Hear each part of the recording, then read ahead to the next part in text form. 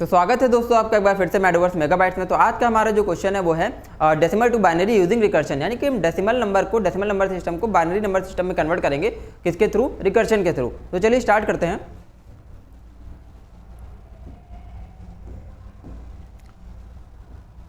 ठीक है, तो स्टार्ट करते हैं। तो ये है हमारा लॉजिक।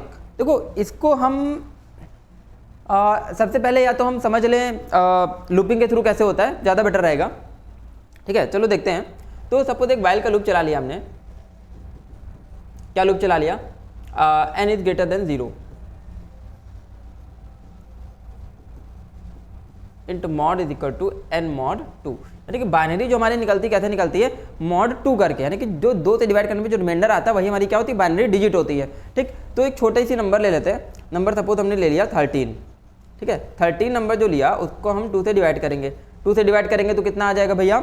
एक रिमाइंडर आ जाएगा। क्वेश्चन आ जाएगा 6 हमने नीचे लिख दिया। क्वेश्चन यहाँ पर लिखते जाएंगे, रिमाइंडर इधर लिखते जाएंगे। फिर 2 से डिवाइड करेंगे 6 को तो हमारा रिमाइंडर आ जाएगा 0, क्वेश्चन आ जाएगा 3। फिर 2 से डिवाइड करेंगे 3 को, ठीक है, क्वेश्चन आ जाएगा 1, रिमाइंडर आ जाएगा 1। हम लोग नीचे से नोट कर लेंगे। क्या नीचे से नोट कर लेंगे? 1 1 0 1। तो ये आ गई हमारी 13 की बाइनरी। 13 कन्वर्ट हो गया बाइनरी में। तो यानी कि किसी भी डेसिमल नंबर को हम 2 से डिवाइड करते जाए और रिमाइंडर को नोट करते जाए तो हमको क्या मिल जाएगा? बाइनरी ऑफ अ नंबर मिल जाएगा। ठीक है, तो चलो इसका कोड देखते हैं पहले लूपिंग से क्या लॉजिक हम इंप्लीमेंट कर रहे हैं। ठीक है, फिर हम लोग लिख देंगे sum is equal to sum plus mod into s. ठीक, फिर इसके बाद s is equal to s into 10, फिर n is equal to n divided by 2। ठीक, तो ये जो लॉजिक है इसी लॉजिक को हमने इंप्लीमेंट किया है किसके थ्रू? रिकर्शन के थ्रू। तो देखते हैं कैसे। तो एक है हमारे पास n। ठीक, 2 वेरिएबल हमने यहाँ पे यूज करें। कौन से 2 वेरिएबल यूज करें? एक तो सम यूज किया है, एक s यूज किया है। ठीक है, तो सबकी इनिशियलाइजेशन कर लेते हैं। तो हम मान लेते हैं हमने क्या कर दिया, int s is equal to 1 और सम इज इक्वल टू 0। ये 2 वेरिएबल हमने इनिशियलाइज कर लिए। ठीक है, s को ले लिया 1 और सम को ले लिया कितना? 0। तो n है, मॉड है, फिर उसके बाद s है और सम है। कुछ वेरिएबल्स हमने यहाँ पर ले लिए। ठीक है, इसको हम एग्जीक्यूट करेंगे। तो सपोज n हमने कितना ले लिया? 13 ले लिया। ठीक है, क्या ले लिया? 13। n को जब 2 से डिवाइड करेंगे, यानी कि 2 से डिवाइड करने पे रिमाइंडर क्या आएगा? रिमाइंडर फाइंड करेंगे। तो 13 को 2 से डिवाइड करने में रिमाइंडर आ जाएगा 1। s की इनिशियल वैल्यू हमने क्या रखी थी? 1 लेके रखी थी। ठीक, तो सम की स्टेटमेंट हमने क्या लिखी है? Sum is equal to sum plus mod into s। क्या लिखा हुआ है? Mod into s। तो मॉड इनटू s कितना आ जाएगा? Sum is equal to sum plus, यानी कि सम की इनिशियल वैल्यू थी 0, 0 प्लस 1 इंटू 1 कितना आ गया? 1 आ गया। ठीक है, क्लियर हुआ इतना। अभी क्या कर देंगे यहाँ पे? देखो नेक्स्ट स्टेटमेंट क्या लिखी हुई है? मॉड इंटू s करने के बाद s is equal to s into 10। s into 10 कर देंगे तो s इंटू 10 से आंसर कितना आ जाएगा? s में 10 आ गई वैल्यू। ठीक, s इंटू 10 से कितना आ गया? यहाँ पर 10 आ गया। 10 आने के बाद क्या कर दिया हमने? n को किससे डिवाइड कर दिया है? n को डिवाइड कर दिया 2 से। n को जब 2 से डिवाइड कर देंगे तो कितना आ जाएगा? यहाँ पर 6 आ जाएगा। ठीक है, फिर से यहाँ से लूप जाएगा ऊपर। लूप ऊपर जाएगा, क्या कंडीशन चेक करेगा? n is greater than 0। तो n is greater than 0 condition true है। कंडीशन ट्रू है तो फिर से n मॉड 2 निकालेंगे। n मॉड 2 भी क्या आ जाएगा? 0। ठीक, फिर क्या स्टेटमेंट लिखिए? Sum is equal to sum plus mod into s। तो मॉड इनटू s क्या हो जाएगा? यानी कि सम था ऊपर 1 प्लस मॉड इनटू s कितना आ गया? 1 आ गया। 0 इंटू 10 0 और प्लस 1 1। इसके बाद क्या होगा? इसको 10 से डिवाइड कर देंगे तो कितना आ जाएगा? 100 आ जाएगा। कितना आ जाएगा? 100 आ जाएगा। फिर n को 2 से डिवाइड कर दो, कितना आ गया? 3 आ गया। ठीक है, अब 3 मॉड 2 करोगे, यानी कि 3 को 2 से डिवाइड करने में रिमाइंडर कितना आएगा? रिमाइंडर आ जाएगा भैया यहाँ पर 1। ठीक है, रिमाइंडर आ गया 1। अब क्या हो जाएगा लॉजिक यहाँ पर? 1 प्लस मॉड इंटू s कितना आ गया? 101। ठीक है, मॉड इंटू s। फिर s में 10 से डिवाइड कर देंगे, 10 से मल्टीप्लाई कर देंगे, कितना आ गया? 1000 आ गया। n को 2 से डिवाइड कर देंगे, कितना आ गया? 1 आ गया। ठीक, अब ऊपर लूप जाएगा, क्या कंडीशन चेक करेगा? n is greater than 0। तो n इज ग्रेटर देन 0 है यहाँ पर, कंडीशन ट्रू है। कंडीशन ट्रू है तो क्या कर देंगे? n मॉड 2 निकालेंगे। n की वैल्यू कितनी होगी? 1 मॉड 2। 1 को 2 से डिवाइड करेंगे, रिमाइंडर कितना आ जाएगा? 1 ही आ जाएगा, क्योंकि 1 2 से डिवाइड होगा नहीं, तो रिमाइंडर आ गया 1। क्या कंडीशन बन गई? 101 प्लस 1 इंटू 1000। ठीक, तो कैलकुलेट कर लेंगे, आंसर क्या आ गया? 1101। यानी कि ये बाइनरी हमारी निकल गई किसकी? 13 की, जो यहाँ पर हमारी आ रही थी। ठीक है, तो ये लॉजिक हमने यहाँ पर इंप्लीमेंट किया। तो लॉजिक इंप्लीमेंट कैसे किया? देखो ये जो डिजिट है 1101, वही तो डिजिट यहाँ लिखी है 1101।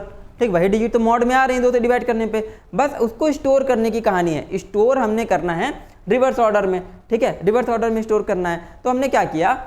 जी वाला जो वन था, सबसे नीचे वाला वन था, वो किस प्लेस पे था, वो 1000 प्लेस पे था। वो कहाँ था, 1000 प्लेस पे, तो इसलिए हमने इसको 1000 से मल्टीप्लाई किया। ठीक, सबसे ऊपर वाला वन था 1 प्लेस पे, इसलिए 1 से मल्टीप्लाई किया। ये 0 था 10th प्लेस पे, इसलिए 10 से मल्टीप्लाई किया। ये था हमारा 100 प्लेस पे, इसलिए इसको 100 से मल्टीप्लाई किया। ये वन था 1000 प्लेस पे, इसलिए इसको 1000 से मल्टीप्लाई किया। यानी कि हम 10 की पावर से एक करके मल्टीप्लाई करते जा रहे हैं, तो जो वैल्यूज हैं वो अपनी प्लेस वैल्यू पर पहुंचती जाएंगे। तो फाइनल आंसर जो हमको मिलेगा प्रॉपर बाइनरी मिलेगा। हमको कहीं पर रिवर्स वाला लॉजिक नहीं इंप्लीमेंट करना है। ठीक है, तो ये लॉजिक है लूपिंग का, लूपिंग के थ्रू डेसिमल टू बाइनरी। अब इसी लॉजिक को हम लोग इंप्लीमेंट करना है किसके थ्रू, रिकर्शन के थ्रू। तो चलो देखते हैं रिकर्शन के थ्रू। ठीक है, तो हम एक चीज़ नोट कर लेते हैं, पहले इसको हटा देंगे सारा। ठीक है, अगर कोई इसको कोई नोट करना चाहता है अपने पास लूपिंग का लॉजिक, तो यहाँ नोट कर सकता है, स्क्रीनशॉट ले सकता है। ये हमारा कोडिंग है और ये उसका क्या है, एग्जीक्यूशन। प्रॉपरली नोट कर सकते हो। ठीक है, स्क्रीनशॉट ले लो। इसके बाद अब हम इसको हटाने जा रहे हैं, हटा दिया। ठीक है, तो अभी हमने क्या फाइंड किया, तो हमने फाइंड कर लिया 13 की बाइनरी। किस मेथड से, लूपिंग मेथड से। तो 13 की बाइनरी अभी क्या आई है, 13 की बाइनरी आ गई 1101। ठीक, क्या बाइनरी आ गई 1101। 13 किस में था, डेसिमल में। ठीक है, तो इसका बेस 10 था, इसको हमने कन्वर्ट कर दिया बाइनरी में, तो बाइनरी का बेस कितना हो गया 2। तो बाइनरी क्या आ गई 1102। ठीक, अब इसी को हम लोग देखेंगे किससे, रिकर्शन मेथड से। तो चलो चालू करते हैं।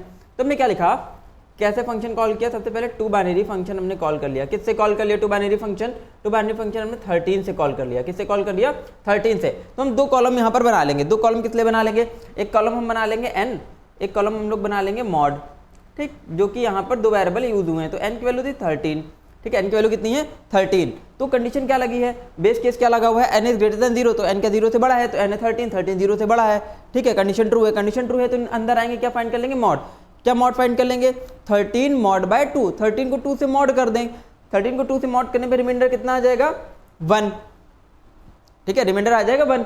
नेक्स्ट स्टेटमेंट क्या है, sum is equal to mod plus 10 into, sum is equal to mod plus 10 into. तो मॉड की वैल्यू कितनी आ गई 1 आ गई। तो 1 प्लस 10 इंटू 2 बाइनरी कितना हो गया यहाँ पर 6। यानी कि n को 2 से डिवाइड करके फिर से फंक्शन कॉल कर लिया।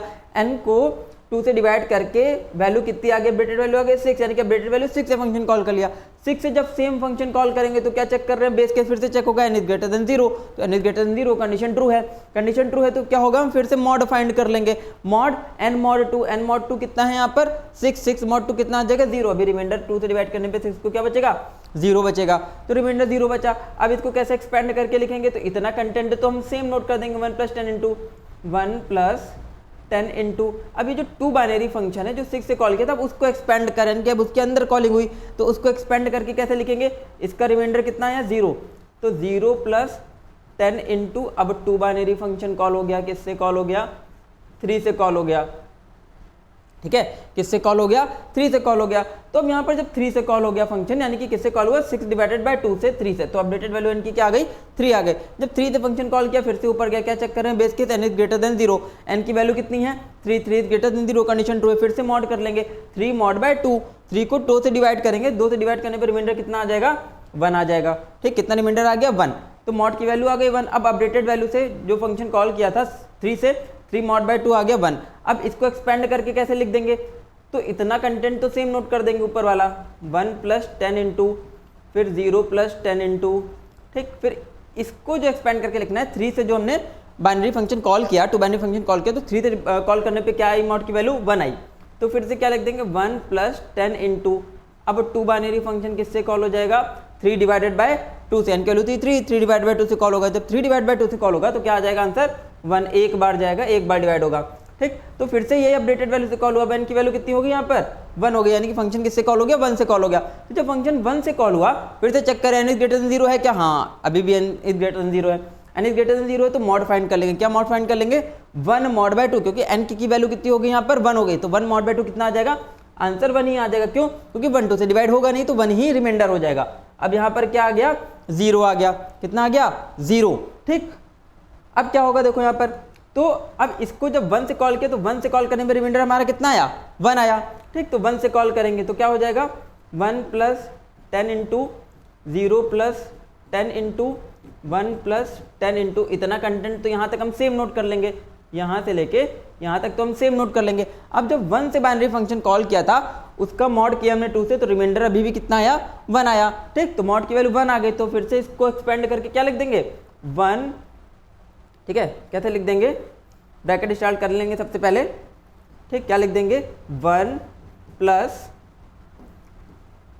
ठीक है 1 प्लस 10 इंटू 10 इंटू, अब टू बाइनरी फंक्शन किससे कॉल हो जाएगा, अब टू बाइनरी फंक्शन कॉल हो जाएगा 1 डिवाइडेड बाय 2, यानी कि 0 से कॉल हो जाएगा, 1 ब्रैकेट 2 ब्रैकेट 3 ब्रैकेट 4 ब्रैकेट, ठीक है, यहाँ पे 4 ब्रैकेट बंद हो गए। अब यानी कि टू बाइनरी फंक्शन किससे कॉल हो गया, बेसिकली 0 से कॉल हो गया। 0 से जब टू बाइनरी फंक्शन कॉल करेंगे यानी कि 1 डिवाइड बाय 2 करेंगे तो 0 आ जाएगा, ठीक। तो अपडेटेड वैल्यू किससे कॉल हो गया, 0 से, n की वैल्यू आ गई 0।